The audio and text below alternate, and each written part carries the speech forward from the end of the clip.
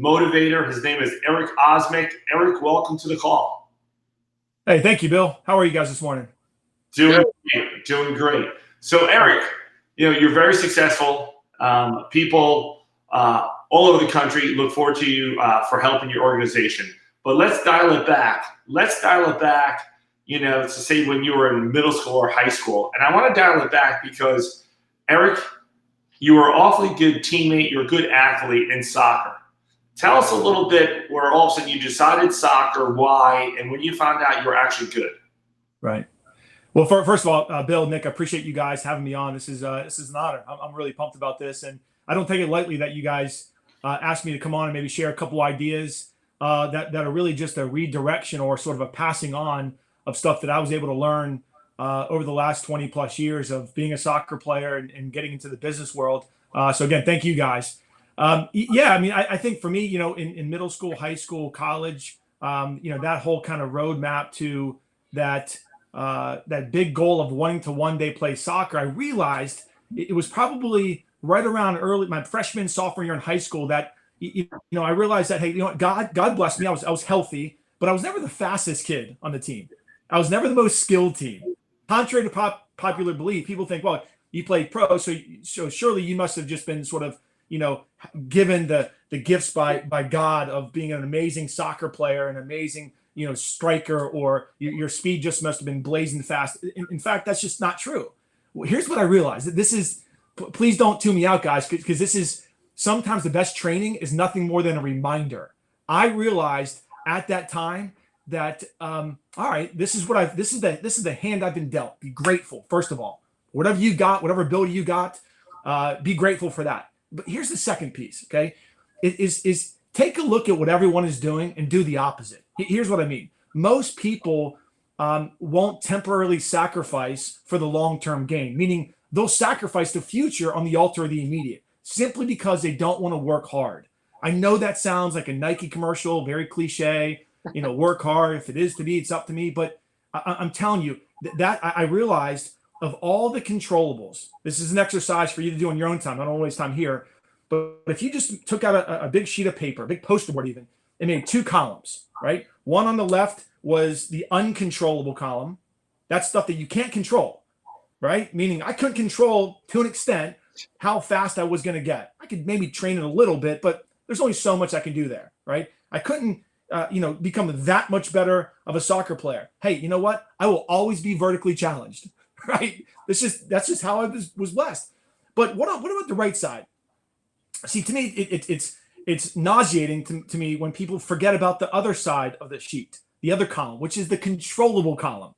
At the top of your list, here's what you can write down. Everybody. Doesn't matter if you're short, tall, doesn't matter what your background is, doesn't matter what your bank account looks like. Here's what you can write down. Work ethic, output, caloric output. And here's what I realized. I'm gonna outwork every single person. I don't care if they're an All-American. I don't care if they have a Nike deal at age 12. Didn't matter. I was going to work my face off because to me, it was unacceptable to not win every fitness test. And just by default, little by little, what happened? The old tortoise and the hare. So for me, Bill, hopefully that helps a little bit, but that was a watershed moment for me when I realized that the most important thing that I could control was the most dominating thing, the most dominating attribute that would help me crush my competition.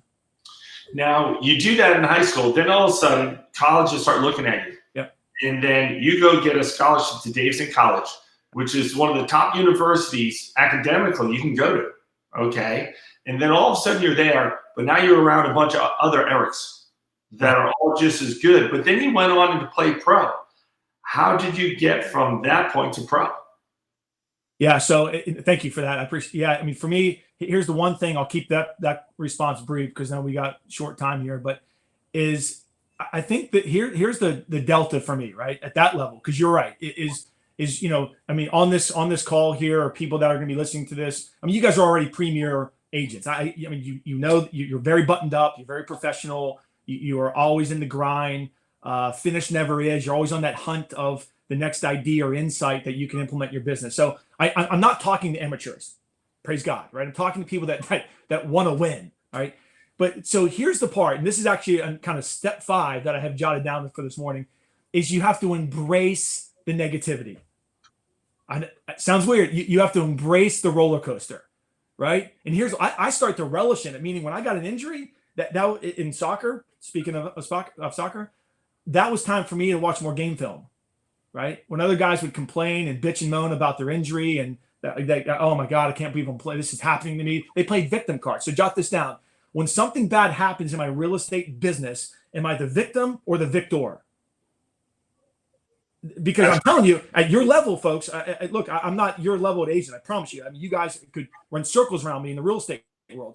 But here's what I can tell you. This is universal. A universal law is that negativity will happen. Down days, proverbial flat tires will happen. Sometimes literal, right? Yeah. You will get sick. You will have a death in the family. You will have some kind of obstacle. What are you going to do with it? To me, I embraced it. Here it is. Write this down. The best real estate agents in the world that I've studied, the Bill Prices, the Knicks, that some of the giants, the icon agents, right? The people that we all want to try to be one day. Here's what they do is they have become proficient at teaching others how to teach only through experience. See, I can't teach a soccer player how to get to the next level if I've never been where he's going to inevitably go. Make sense? Bill, does that help a little bit? That absolutely does. Wow, that was a lot of good stuff right there. So then you go on to play pro. And then after pro, you have a life decision of where you're going to take your career. Okay. Right. What was that? Yeah. So when my soccer days were done, I had a bunch of injuries and I tried to fight through them. But at some point, multiple surgeries later, you realize, okay, that was an amazing chapter. It's going to sort of close, but it's not going to be locked away in a vault. I'm going to somehow employ that and pull that out. Right. So jot this down, folks. Experience is not the greatest teacher. That is such a farce. Evaluated experience is. There's a big difference. We all have experiences, but it's whether or not we're evaluating them. So for me, I was looking for how can I utilize those experiences of playing all over the map at pro soccer. Is I started a soccer business. We had that going in Charlotte, North Carolina. Meet another partner. It was awesome. My challenge was a lack of the ability to replicate and scale. But the point is, so I had that, and then I went to an industry of network marketing in the telecom technology space.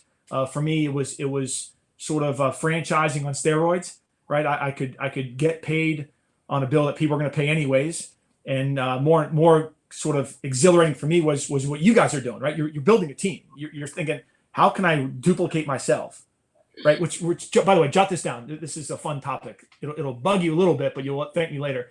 Is if everybody in my team was going to do what I was going to do today, how much progress would my organization make? Right?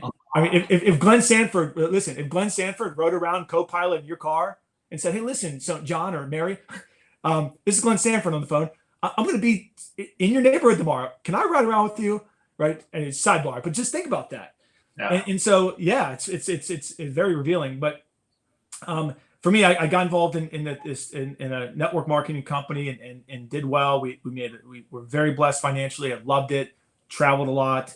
Got to meet a lot of great people. Really increased my relationship capital. Which, don't miss this, folks, is something that you need to look at. People get all worked up about the stock market and real estate investments and portfolios and and bonds and also the fancy stuff. Listen, there is no more capital than your relationship capital. So what are you doing to grow that, right? Yeah. Had my telecom business going, and then the last few years, Bill, I think I'll sum it up in 10 seconds by saying I've really realized more than ever that you got to be diversified. So working with you guys, some on real estate. I have some stuff that I'm doing in the software industry space with law firms. Obviously got some other things going on the side, doing some soccer coaching and clinics, but that's kind of what I'm up to now. Yeah. With your, sorry, Nick, with your company you were with, how many people did you build in your organization at its largest point? Yeah, we had north of 5,000 reps. And I know you spoke in front of large crowds before. What was the largest crowd you ever spoke in front of? 22,000. Yeah, that's pretty good. That's pretty good. I think it was pretty good when I spoke in front of 1,300 agents last year. 22,000 is pretty amazing. Well, here's the thing that don't miss this, guys. I don't know if I spoke, but I don't know what was heard. So Yeah. When you're out there in front of 22,000 people, how does that feel? Oh, dude, I mean, it's you can't really see more than about 20, right? Or you try not to, but yeah, it was honestly, I think for, the one thing that you want to, when you're doing those types of things, whether it's, with a prospective buyer or a big group, is have a conversation. Don't speak at them, have a conversation, make it a tennis match. There's a great book for your notes. Bob Borg wrote, what's it called? The Go Giver Sell More. And he talked about the best people in sales of any kind, they get tennis matches going. Right. If I hit the ball to Bill Price or if I hit the ball to Nick, Hey, Erik. Yeah. What's that? Right there. That? Oh, yes. There you go, my friend. Been reading it. Yes. Yeah.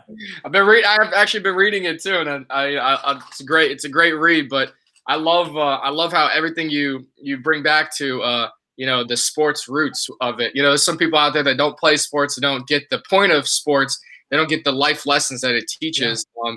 But I think I wanted to get you out on this because I know that your time is limited with us. But you've given us a lot of great content, and obviously that progression is amazing for how it's influenced your life, on the sports side. But what did you learn from there in terms of accountability every day? Because you can outwork everyone one day a week, but if you outwork them 7 days a week, how much more productive would you be? Every single day. Sure. And just so I can make sure I'm on point here, how much time do we have? A couple minutes, or? Yeah, a couple minutes. Go ahead. I'll take. Yeah, thank you, Nick. That's really good, man. You're right. And guys, hopefully you heard that from Nick. I mean, that's a brilliant perspective. People do miss that because sort of think through for yourself. This happened to me the other day, where you work real hard throughout the course of a day. You get to the end of the day, you're exhausted, but you realize you got nothing done, right? And so there's income producing activities, and then there's time vampires, right? That's a fun list to maybe make out. We talked about your controllable list. Can't control the weather, can't control the traffic. I can't control the loser next to me that's honking his horn and road rage. I can't do that, but I can control things like my attitude. And also for Nick's point, I think I would look at your day and say, what is really vampiring my day, right? Am I spending 3 hours shuffling paperwork? I mean, just to be bold with you, right? Anyways, but here's one question to think. I'm giving you a lot of stuff to think about, I know, but to me, you've heard a lot of people say this, I'm sure, but this will get you going. Is the two most important days in your life really are the day you were born and the day you discover why, right? I mean, don't listen listen. I have 2 little kids and one on the way. I mean, my kids are going to be affected by the very world that you and I create. Okay. And look, I don't really hope anyone does great things. That we should expect one another to do great things. Right. So start thinking about that. And listen, I'm getting fired up here, but I don't want you to go down the road when I say write down your goals and you to think, oh, okay, this lottery wish list. But at the same time, I do, that's not that that's bad, but I also don't want you to go down the road of, wow, let me be realistic. Let me tell you, if I go ask my son Caleb, who's just turned 6 in the other room down the hall, and I say, hey, buddy, what kind of car do you want to drive? He ain't going to say a minivan, right? And I'm not making fun. Look, we have a minivan, by the way, so that balances that out. But his brain has gone beyond what you and I think is possible. So write down your BHAG, your big, hairy, audacious goal. Some people call it your WIG, your wildly important goal. Write that down, right? The second thing is share it with somebody. Share it with somebody. Third thing is protect it, right? I'm not going to tell the negative Nelly neighbor about my goals and have him rain on my parade and bring me down. And no, come on. So the first thing is you got to write your goals down. Second thing, listen, with love, take total responsibility for where you're at right now. Okay. I mean, listen, I trust me. We on time now today, but we talk about that roller coaster. There are some days when my hand can't go low enough to tell you where I was. Right. Okay. But for me, it was, again, victim or victor. I had to take responsibility for that and realize that God gave you and I an engine and a gas tank to get back up. And then we can use that to teach later on. Anyway, so those are the first 2 things. Take responsibility for where you're at. Write down your BHAG. Number 3, think of a few people that are where you want to be, and with respect, interview them. Take them for a cup of coffee. My mentor once told me, Eric, find the most successful person that you'd love to emulate and take them out for a 5-course dinner. Why? Because you get more of their time, right? But the point is that you know, Jim Rohn talks about, you know, we can learn from our own experiences or someone else's experience. Like, how audacious do I have to be to not call up Nick or Bill and say, hey, listen, I know you're 1,000 miles an hour. Can I call you at an off-peak time? That way they know I'm being sensitive of their schedules. That might be 10 o'clock, and just get 5 minutes. I'll start the clock. And I have 3 questions for you. Boom. Now you're making your journal entries. Now you're making you're getting your library filled up. That's what this is about. Okay. Number 4, action plan. Right? Action plan. I mean, a goal without an action plan is nothing more than a joke. You're making a mockery of the art of goal setting. But you have to have an action plan. Now, please jot this down. Again, this is a lot of homework assignments, and I would be delighted to help anyone with this. Is you got to make daily, weekly, monthly goals, right? Obviously, write down where you want to be 12 months from now. But I think people make the mistake here. They write down where they want to be 10 years from now. Dude, I get it. I love it. Put that down, okay? But that's sort of that old long term. That's like driving from here to California. Where do you want to be? What's your goals tomorrow? Listen, finish the day before it begins. That's a goal. So tonight before you go to bed, today's Friday. So what are my goals for tomorrow? Listen, an insane amount of scientists and researchers have studied the art of achievement, meaning of progress. So if I can just check stuff off my list, who here loves just checking stuff off their to-do list? Right? I made 5 calls today. You might be thinking, well, that didn't give me any fruit. Separate the fruit from the task, right? It's not about the fruit. It's about what I'm going to do every day to get to the fruit. That's the goals. This is the achievement, right? Right? This is the work. This is the gold medal, right? So write down the action plan, daily, weekly, monthly, yearly, and then just keep this in mind. I'm going to hold you accountable to this. You got to magnify your output and modify your goals.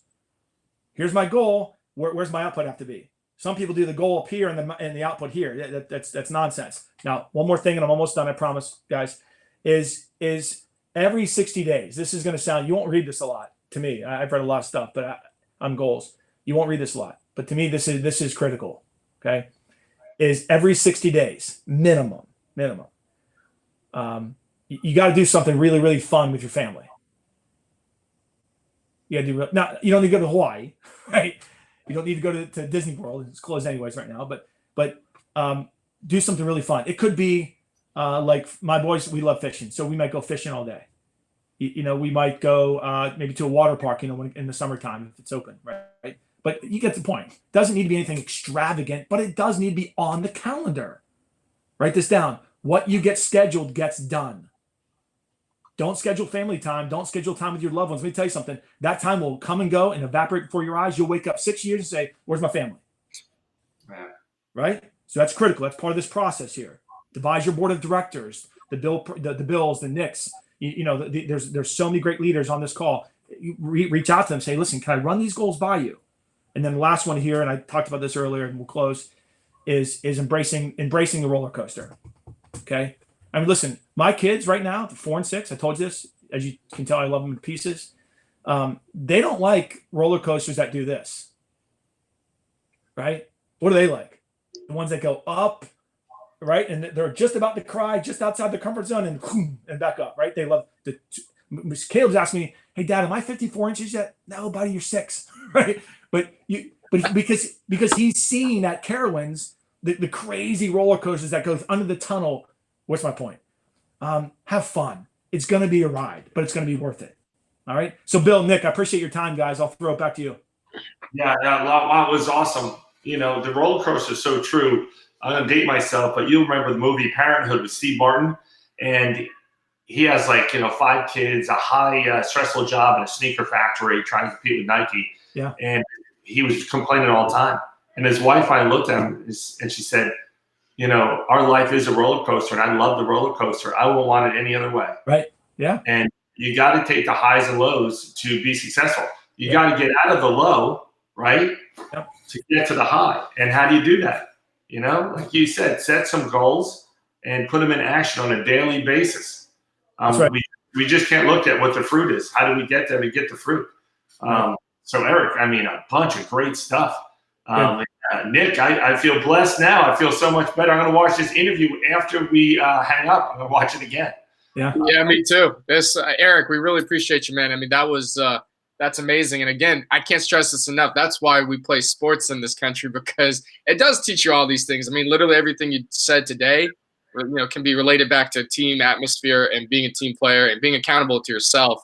And that's what it takes to be a great, amazing athlete like you are. So yeah, I appreciate that, guys. Thank you for your time. This has been an honor. Thank you, guys. Well, listen, Erik, thanks. Go be productive.